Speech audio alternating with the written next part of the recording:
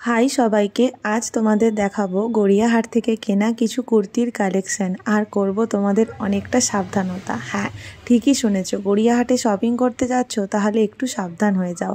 আমার সাথে যা ঘটেছে কাল তোমার সাথেও তাই ঘটতে পারে, তাই একটু সাবধানতা অবলম্বন করে গড়িয়াহাটে শপিং করতে যাও।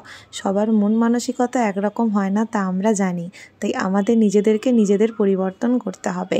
গড়িয়াহাটে এবারে শপিং করতে যাওয়ার সময় আমার সাথে একটা ঘটনা ঘটেছে, এক চুরির অভিজ্ঞতা। চলো তাই তোমাদের সঙ্গে আজকে শেয়ার করব। দোকানে কেনাকাটা হওয়ার পর দোকানদারকে আমি 500 টাকা দেওয়ায় উনি আমাকে 300 টাকা ফেরত দেননি, তার বদলে আমাকে ফেরত দিয়েছিলেন 200 টাকা। যেখানে ওনার 300 টাকাই ফেরত দেওয়ার কথা ছিল, কিন্তু উনি 100 টাকা নিজের কাছেই রেখে দিয়েছিলেন। আমার তো মনে হয় এটা কোনো ভুলবশত হয়নি, উনি ইচ্ছে করেই এত ভিড়ের মাঝখানে 100 টাকাটার ফেরত দেওয়ার প্রয়োজন মনে করেননি। আর আমিও খুব সরল মনে ওই মোড়া টাকাটা মানি পার্সে ঢুকিয়ে দিয়েছি। বাড়িতে এসে যখন হিসেব করে দেখলাম পুরোটা, তখন বুঝলাম যে আমার 100 টাকা কম পড়েছে।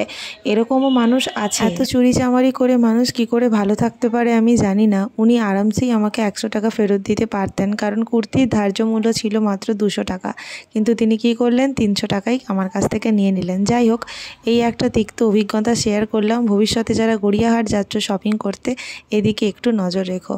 আর কুর্তিগুলো কেমন হয়েছে অবশ্যই কমেন্ট করে জানাও। আমার কিন্তু সবকটা কুর্তি বেশ পছন্দের হয়েছে। অভিজ্ঞতা তিক্ত হলেও কুর্তি কালেকশন কিন্তু গড়িয়াহাটে সত্যিই সুন্দর। তোমরা অবশ্যই যেতে পারো, কিন্তু একটু সাবধানতা অবলম্বন করে যেও, বাস, তাহলে আর কোনো ভয় নেই।